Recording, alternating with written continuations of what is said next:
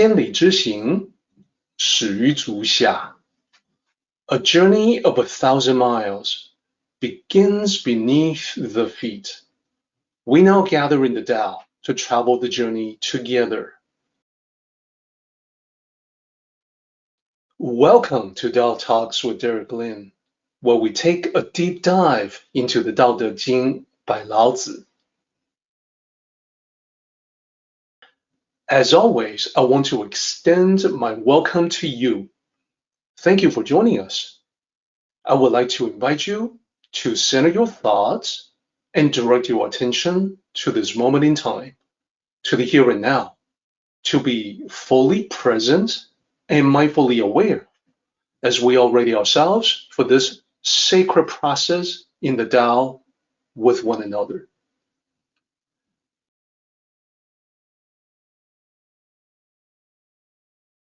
What is Wu Wei as described by Lao Tzu? And again, what I'll do is that I'll pick out 3 examples. Although it appears more times than just the 3, I want to pick the 3 that are representational.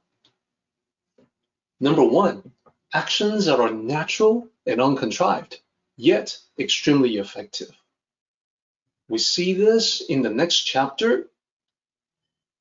It says, act without contrivance, and nothing will be beyond control.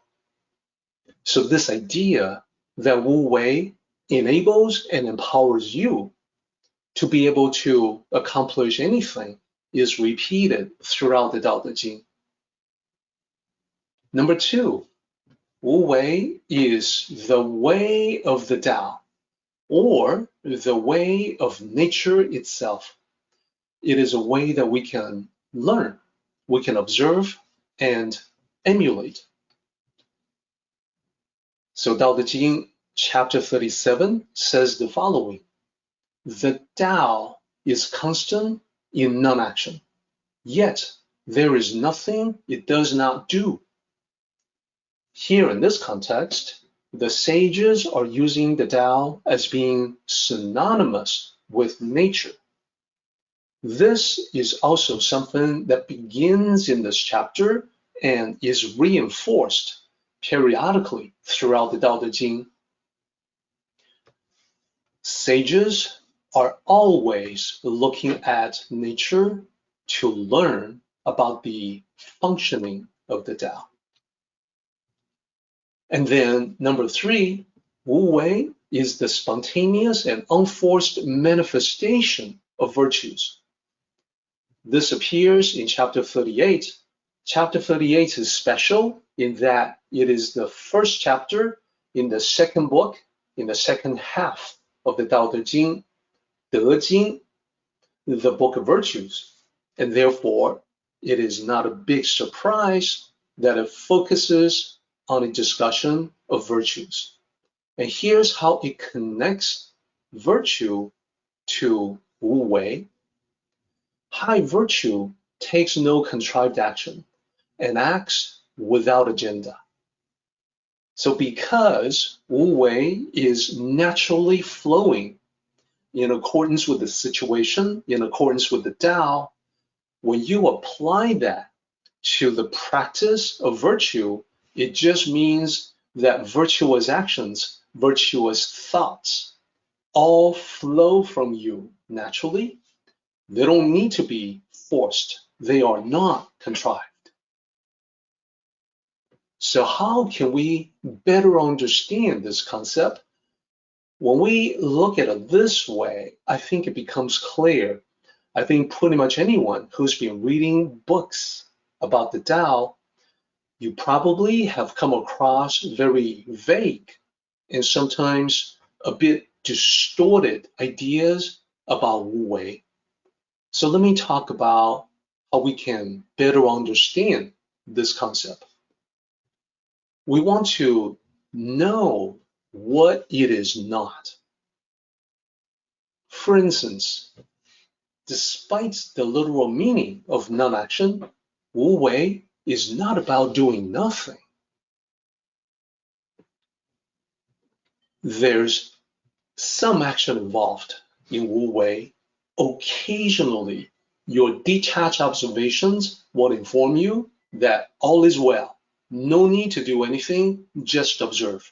In which case, the minimal action or Wu Wei is the act of observation. That's it. Although relaxation is important, Wu Wei is not primarily about relaxing. Rather, Wu Wei is about the smooth actions you take with a relaxed frame of mind. So that's an important distinction. It's not about, hey, relax, take a breath. It's about the actions you take from that frame of mind when you have already relaxed.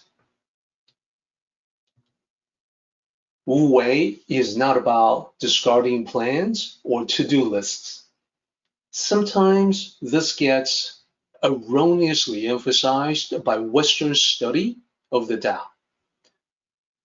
The study of the Tao is not about discarding plans or to-do lists. The Tao Te Ching itself, if you get the version that is properly translated, you see that Lao Tzu talks about plans all over the place. To-do list is just another form of a plan. It's a step-by-step plan. And lastly, Wu Wei is never used by the sages as an excuse for laziness or apathy. So these are the primary misconceptions about Wu Wei. I wanted to list them to talk about what Wu Wei is actually not. Then, of course, we want to talk about what it actually is. First, Wu Wei is about following the natural path in life situations. Everything that happens in life has a natural flow in accordance with the situation. Going against that is like swimming upstream. You end up tiring yourself out and you cannot get very far. Contention is a common example. If you are contentious, then you find yourself going against the natural flow. You definitely will get exhausted before too long.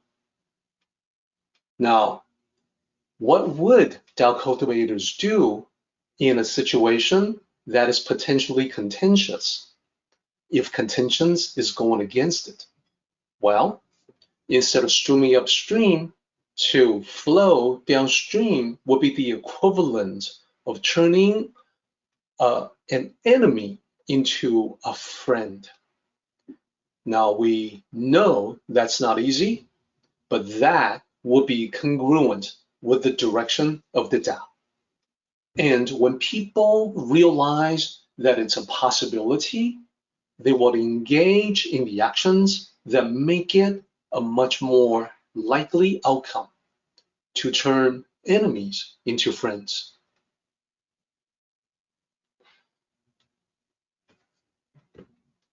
Second bullet, Wu Wei springs from a mindset that is composed and unhurried. So this corresponds with the second sub-bullet. It says, although relaxation is important, Wu Wei is not primarily about relaxing. When you are able to relax, though, your mindset is composed and unhurried, and you will then be able to act in a much more efficient and effective way. Another sub-bullet, Wu Wei means optimal understanding leading to optimal actions.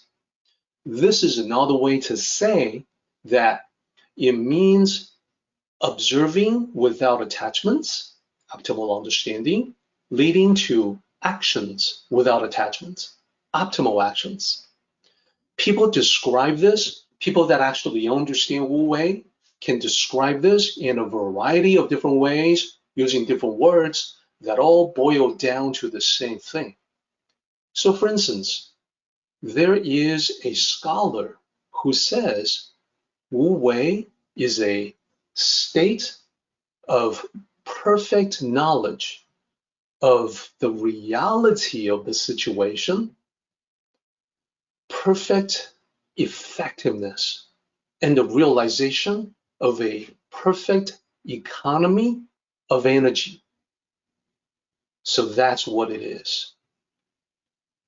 And we can say it this way: optimal understanding, optimal actions. Lastly, Wu Wei is characterized by non-contention and smooth achievements.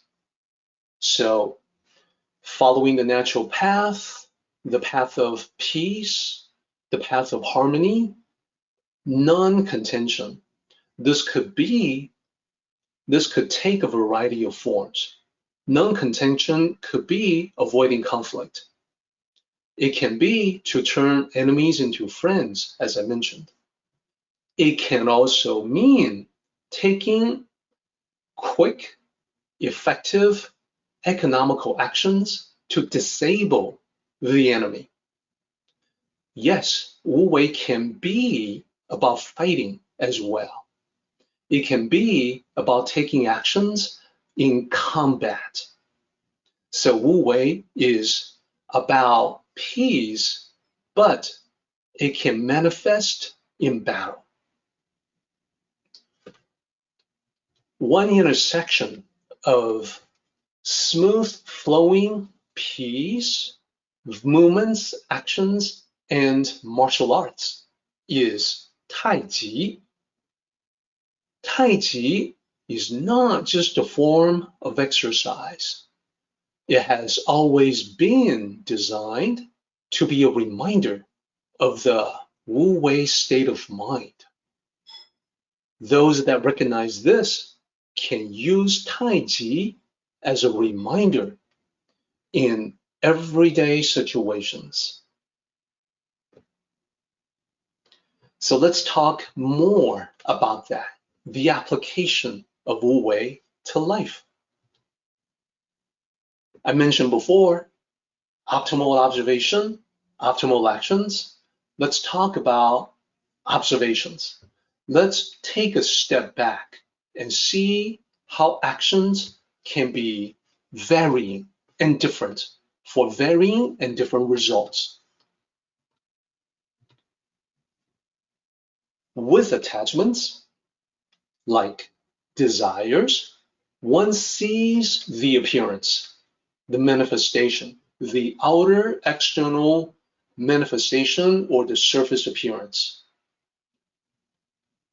Now, this comes from the first chapter of the Tao Te Ching. With attachments such as desires, one can only see the manifestation, and surface appearance is incomplete and possibly misleading. This, in fact, is the basis of modern marketing, advertising. Creative advertising can sell products by emphasizing the surface level, the appeal of how it looks, the appeal to emotions, and it can also be an appeal to greed. If you get this, it'll save you money. It can be an appeal to lust. Hence the use of models. So that is the first part of it. Observation. Once you really get this concept, you cannot look at marketing and advertising the same way. Whenever you see any kind of marketing or advertising, you will always see this right here. It's following this line that Lao Tzu wrote 2,500 years ago. Lao Tzu also wrote the complement. Without attachments, that is, if you are in the desireless state, one can look within. And what I mean by that is one can gain the internal look beyond the surface appearance to see the essence. The internal essence is what provides valuable insights It tells you what's really going on, tells you what's up. So the dichotomy that you see here, with and without attachments, the desiring state versus the desireless, as I mentioned, this is all from Tao Te Ching Chapter 1. It leads into the message, the central message in this chapter, Chapter 2. And it's about taking action. Just like observation, actions can have the dichotomy with and without attachments. With attachments, you can trip over yourself or do too much. Because surface appearance can be misleading, your actions can be misguided. Misguided actions look like overeager, overzealous actions, over the top, overkill, like doing too much. So what about actions without attachments? Well, it looks better. One can act with optimal efficiency, just like we talked about, the perfect economy of energy. Actions that are accurate, precise, and exactly what is needed. So let's link up observation and actions. And here's what usually happens in life that we can see. Observations with attachments always lead to actions with attachments. This, in fact, is the basis of scams, grifting, con games. It starts with the observation at the surface level that appeals to greed, human emotions, much like marketing and advertising. But then it leads into actions that are misguided, which can be material loss, like getting ripped off. So this is exactly what we don't want in life. Advertising, marketing will always be with us. And that's part of the economy.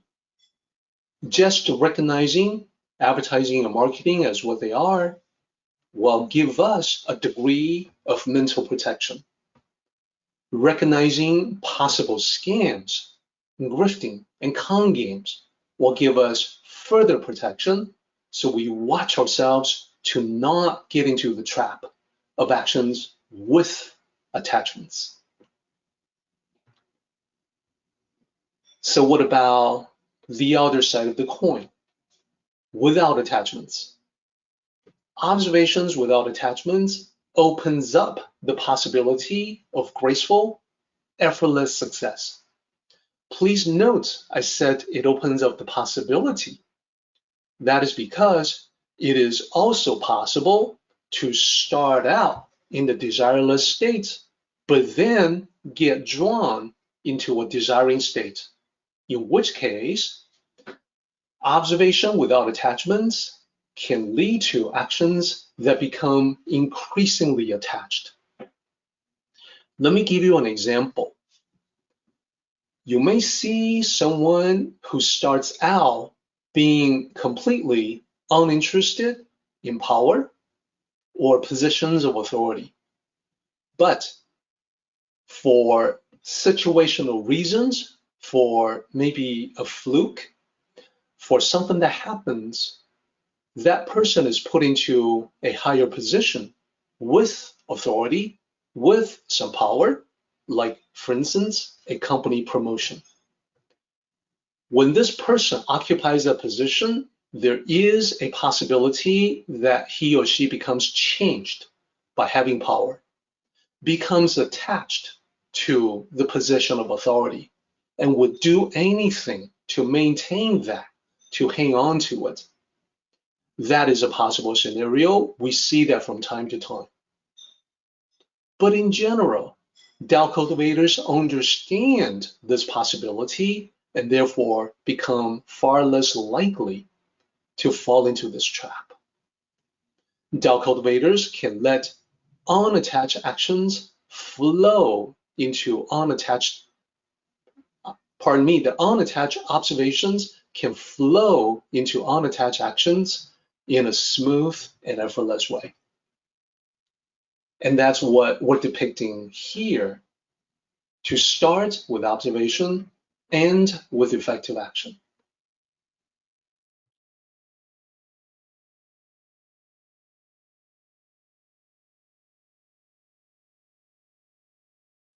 Our meeting has come to an end, but the journey continues on.